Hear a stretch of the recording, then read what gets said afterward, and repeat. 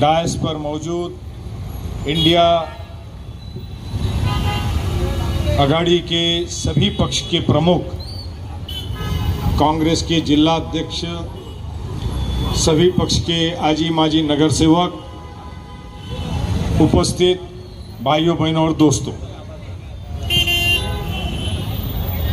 ये लोकसभा के चुनाव आपके हमारे लिए नए नहीं हैं, मगर एक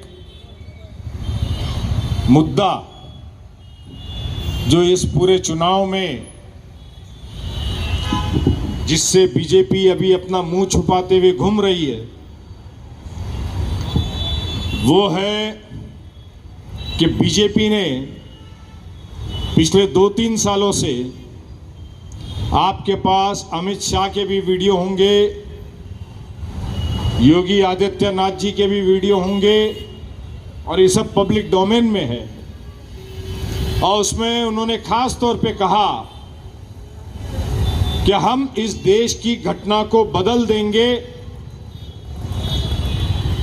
दलितों के, आदिवासियों के और पिछड़ी जाति के जो आरक्षण है हम उसको खत्म कर देंगे, और इसीलिए हम इस देश में कॉमन सिविल कोड लाएंगे। मतलब सभी को एक जैसा न्याय, कायदे, कानून वो हम लेकर आएंगे। आप जब सभी के लिए एक जैसे कायदे और कानून की बात करते हैं तो इसका मतलब ही यह होता है कि आप डॉक्टर बाबा साहब अंबेडकर ने जो घटना बनाई, कॉन्स्टिट्यूशन बनाई, आप उस कॉन्स्टिट्यूशन को पहले आपको खत्म करना होगा। आप जब तक के उस कॉन्स्टिट्यूशन को खत्म नहीं करोगे तो कॉमन सिविल कोड कैसे लाएंगे? डॉक्टर बाबा साहब अंबेडकर ने इस देश में सभी समाज को, वर्ग को, भाषा को, प्रांत को एक साथ इस देश में रहने के लिए, एक जैसा न्याय सबको देने के लिए उन्होंने दस्तूर बनाया, कॉन्स्टिट्यूशन बनाया, घटना बनाई।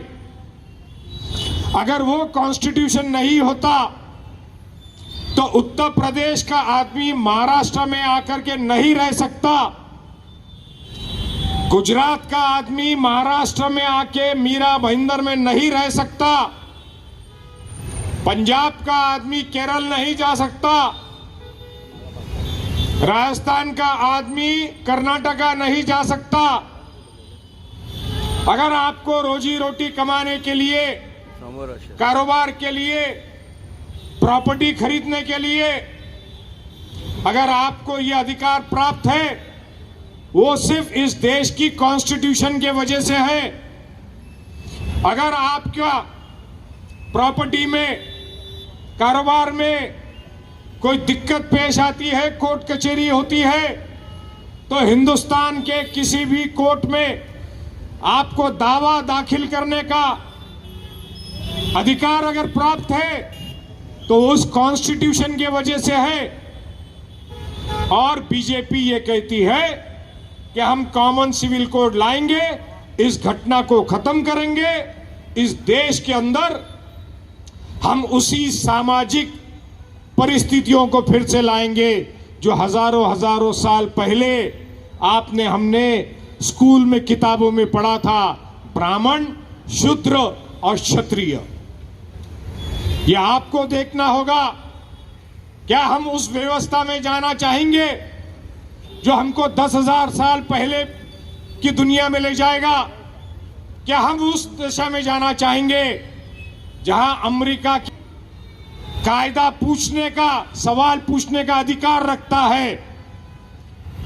क्या हम उस व्यवस्था में जाना चाहेंगे कि जहां पे कायदा इस देश के राष्ट्रपति और प्राइम मिनिस्टर को सवाल नहीं पूछ सकता है? क्या हम उस व्यवस्था में जाना चाहेंगे जो 10,000 साल पुराना है? क्या हम एक प्रोग्रेसिव नेशन की तरफ जाएंगे?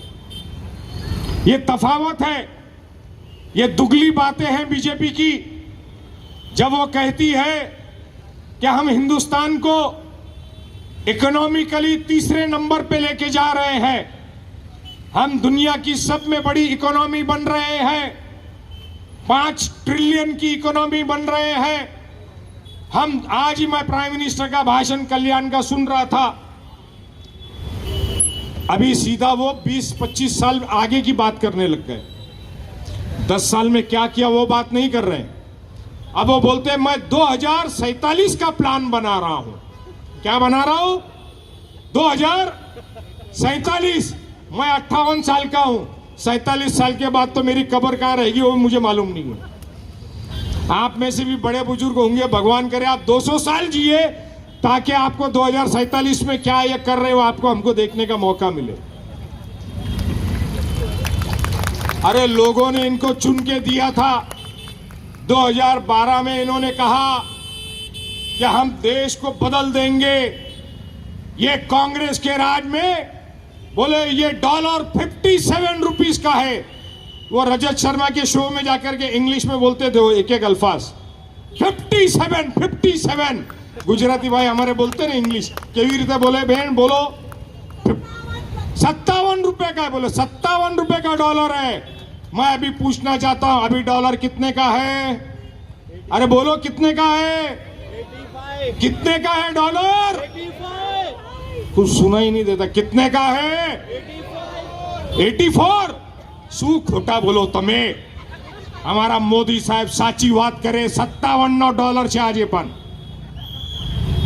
उस टाइम पे बोलते थे ये क्या है पेट्रोल 60 रुपया। स्मृति ईरानी चिल्लाती थी 60 रुपया। आज कितना है पेट्रोल?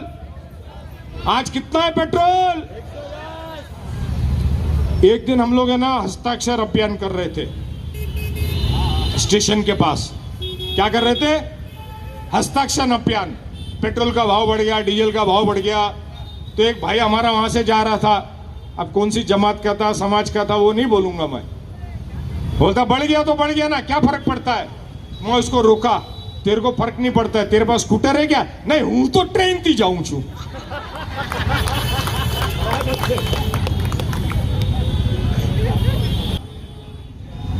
घर में पूछो जरा हमारी बहन को फोन करके गैस कितने का है?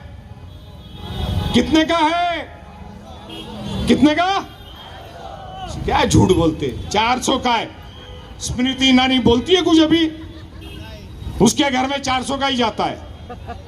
उसको सब्सिडी मिलती है, मिनिस्टर है इसके लिए सब्सिडी उसको है खाली, आपको नहीं है। आपको नहीं है। 400 रुपए का गैस 1100, 57 रुपए का डॉलर 84, 50 रुपए का पेट्रोल 100 रुपया। अभी कहां गई महंगेवारी? 5वीं इकोनॉमी बन रहे हम, 5वीं इकोनॉमी। मोदी साहब कितना छाती ठोक के आज भी बोल रहे थे 25 करोड़ जनता को मैं राशन देता हूं। क्या बोलते हैं?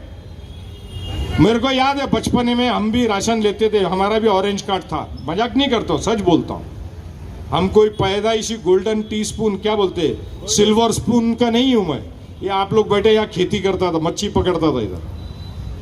ये प्रभाकर भाई भी हम लोग मच्छी पकड़ते थे पेनकर पाड़ा में। तो बॉर्न विथ सिल्वर स्पून नहीं है हम। तो राशन का कार्ड हमारा भी रहता था। घासलेट, चावल, तेल, शक्कर लाइन लगा के हम लोग लेते थे। बरोबर है?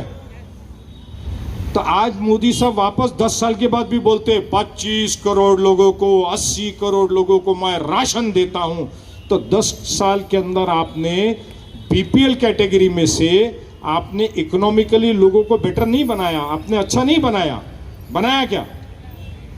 बनाया क्या? तो 5वें नंबर की इकोनॉमी कैसे हो गई? बोलते हम यूके से आगे चले गए पर कैपिटा इनकम। हमारा सालाना आमदनी बढ़ गई है, यूके से ज्यादा हो गई है। अगर सालाना आमदनी अगर यूके से ज्यादा हो गई है तो 80 करोड़ जनता को राशन क्यों देना पड़ता है? मालूम है आपको? मोदी साहब की गारंटी है कि अगले 5 साल तक भी मैं आपको बीपीएल में रखूंगा, राशन दूंगा। मतलब मैं आपको बीपीएल ही बना के रखूंगा। बात समझ में आती है कि नहीं आती है? कुछ बात समझ में आई कि अगले 5 साल में भी आपको बीपीएल से ही राशन मिलेगा। ये इनकी इकोनॉमी है। गोसलकर साहब हमारे बीच में आए, उनका स्वागत है।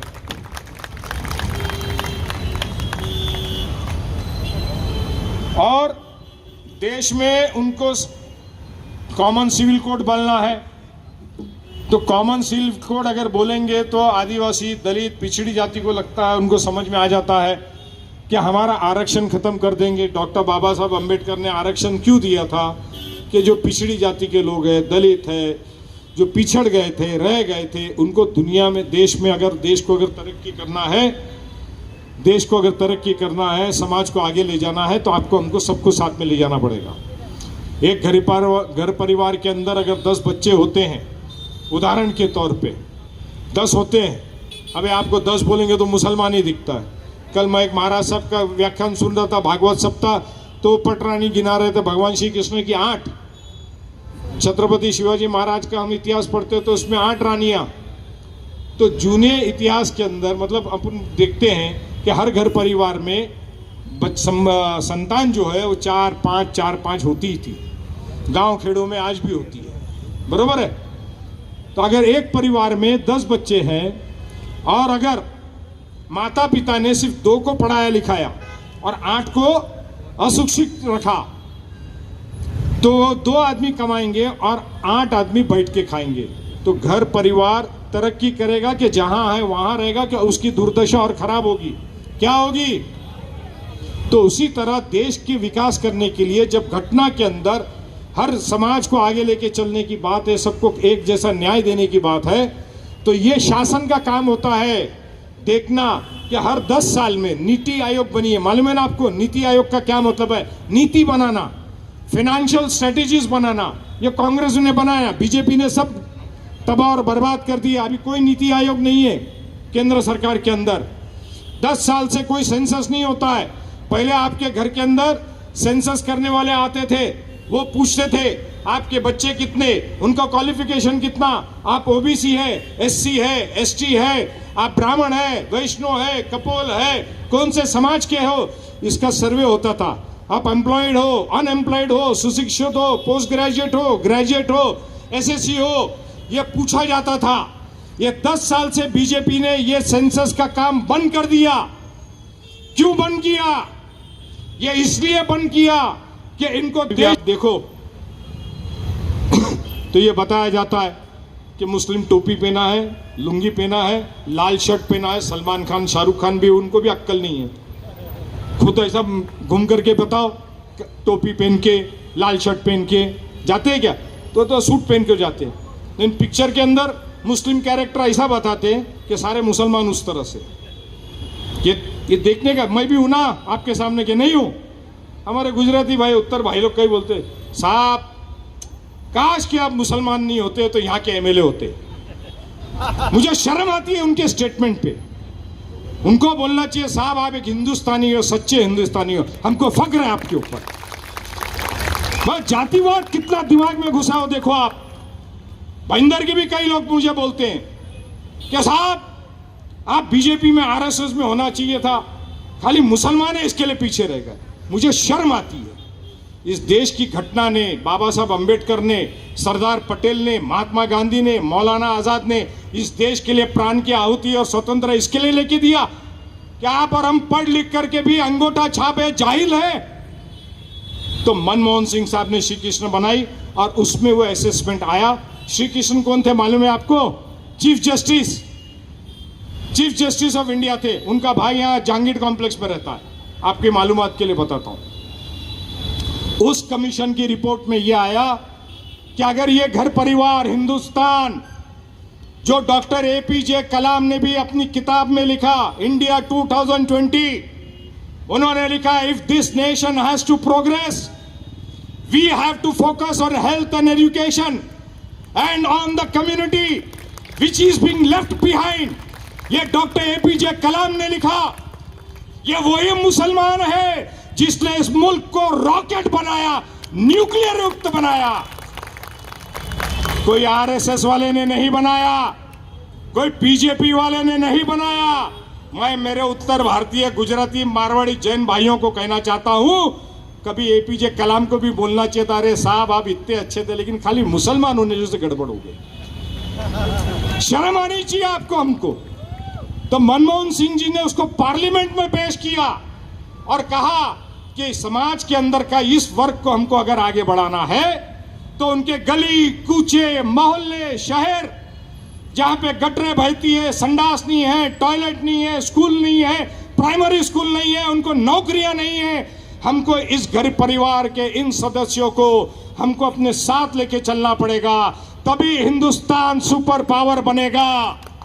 तो पब्लिक से मिलने के पर पता लगता है कि एससी क्या बोल रहा है, एसटी क्या बोल रहा है, दलित क्या बोल रहा है, मराठी क्या बोल रहा है, गुजराती क्या बोल रहा है, उत्तर भारतीय क्या बोल रहा है, मारवाड़ी क्या बोल रहा है। हम तो पब्लिक से बात करते तब पता लगता है, मगर मोदी जी ये तो अंतर्यामी है। क्या है? क्या है? सारे ब्राह्मणों को, सभी मठाधीश को बाजू में रखा और मंदिर का उद्घाटन हुआ, शिलान्यास हुआ, बहुत अच्छा है। हिंदुस्तान का हर आदमी उस बात के लिए खुश है, मगर सारे ब्राह्मणों को बाहर रखा और अकेले जाकर के पूरा इवेंट किया। बोलते कांग्रेस ने राम मंदिर का विरोध किया। कांग्रेस ने राम मंदिर का विरोध नहीं किया, कांग्रेस ने मोदी स्पॉन्सर्ड इवेंट का विरोध किया। गोसलकर साहेब, तुम्ही मुसलमान आहेत का हिंदू आहेत? मात्र तुम्ही हिंदू आहेत का मुसलमान आहेत? हे सिंग साहेब हिंदू आहेत का मुसलमान आहेत? मला काय समजतच नाही। हे 15% मुसलमानांना देणार आहे, एससी एसटीचं अधिवेशन रिझर्वेशन काढणार आणि मुसलमानांना देणार आहे। तुमचं बजेट काढणार, मुस्लिम लीगचा मॅनिफेस्टो बनवलाय, ते मुसलमानांना देणार है। हिंदू औरतों का मंगलसूत्र छीनेंगे और वो मुसलमान को देंगे। मोदी साहब को मालूम ही नहीं, खाली भाषण करते सबका साथ सबका विकास। अरे हमारी कौम जो है ना मुसलमान, वो दान देने वाली कौम है, दान लेने वाली कौम नहीं है। और इस देश के स्वतंत्र के लिए है ना, जिसको आज तुम मुल्ला बोलते हो, टोपी वाले बोलते हो, दाढ़ी वाले बोलते हो, मौलाना, 38,000 मौलाना लोगों ने स्वतंत्र की चलवल में अपनी जान दी है। ये इतिहास है, मेरे शब्दों पे विश्वास मत करना, गूगल करके विकिपीडिया में ढूंढिए। मैं कभी इस तरह की बात नहीं करता हूं, मगर आज दिल जलता है हमारा कि स्वतंत्र भारत के अंदर डॉक्टर बाबा साहब अंबेडकर ने बनाई हुई घटना से इस देश को जो एक मुट्ठी में बांधा है, इस मुट्ठी को तोड़ करके टुकड़े टुकड़े करने का काम ये सरकार करने जाती है। और कुछ नहीं मिला तो हिंदू और मुसलमान पे आ गए वापस। बोलते हम मुसलमान के खिलाफ नहीं। अरे खिलाफ नहीं है, इस देश की घटना को तुम मानते नहीं हो। इस देश की घटना ने साफ कहा है कि किसी भी धर्म के आधार पे आरक्षण नहीं हो सकता है। फिर तुम कैसे आज ये कहते हो कि एससी एसटी का आरक्षण निकाल के मुसलमानों को देने वाले हैं? मतलब झूठ बोल पर नीट बोल, पर हे झूठ बोलता तो नहीं रेटून बोलता, क्योंकि लोगों की नजरों के सामने धर्म का पर्दा डाल दिया है। इनको दलितों को दलित की परिस्थिति में ले जाना है, बैकवर्ड को बैकवर्ड में ले जाना है। गुप्ता है, चौरसिया है, मौर्य है, जायसवाल है, कुर्मी है, पटेल है, बागवान है, मोची है, तेली है, माली है, इनको उसी परिस्थिति में रखना है। इनको देश के साथ में तरक्की नहीं करवानी है, इनको शिक्षा नहीं देनी है, इनको रोजगार नहीं देना है, इनको शहर में नहीं लाना है, इनको वही परिस्थिति में रखना है। ये इनका दृष्टिकोण है। तो ये सब कहाँ से शुरू होता है? सेंसस नहीं करने का, और ये समाज को इसी तरह रखने का, और ये घटना को बदल देने का। अब जब घटना को बदलना है, और ये आप गिन लो कि एससी 8%, एसटी 9%, 27% ओबीसी, ये 35 से 40% होते हैं। और ये 40% लोगों को अगर ये बताएंगे कि हमको ये खत्म करना है, तो ये इनके विरुद्ध में खड़े हो जाएंगे। तो इसलिए क्या बताते हैं कि कांग्रेस को हिंदुस्तान में शरीयत का कायदा लाना है। अब आप में से शरीयत कितने लोगों को समझता है? जरा हाथ ऊपर करो, गिन लो। या 1000 आदमी में एक महिला ने हाथ उठाई, 2, वो दाढ़ी वाला है इसके लिए उसको मालूम है, 2 आदमी को, मतलब 100 में से 98 आदमी को, हिंदू समाज को मुस्लिम शरीयत का कायदा क्या है ये मालूम नहीं। मगर बीजेपी ने इतना शरीयत का बवाल किया तो हिंदू समाज को यह लगता है कि हिंदुस्तान में मुसलमानों को अलग से कायदा अवेलेबल है, अलग से कायदा अवेलेबल है। अरे कॉन्स्टिट्यूशन ने हिंदू संस्कृति को, हिंदू धर्म को अपनी तरकीब से आपको पूजा कैसे करना है, आराधना कैसे करनी है, आपकी शादी की विधि क्या है, आपकी मृत्यु की विधि क्या है, आपके घर के अंदर प्रवेश करने की विधि क्या है, यह अधिकार हिंदुओं को मिला। क्रिश्चियनों को मास करने का, अपना प्रेयर करने का अधिकार मिला। उसी तरह से शरीयत बोलो तो क्या है, हमारी नमाज कैसे होगी ये हम फैसला करेंगे, हमारी शादी कैसे होगी ये हम फैसला करेंगे, हमारा डिवोर्स कैसा होगा ये हमारा तौर तरीका होगा, यही है शरीयत। मगर बीजेपी ने इसका प्रचार प्रसार ऐसा किया है कि हिंदू भाइयों को लगता है कि मुसलमानों के लिए बहुत अलग से कायदा है।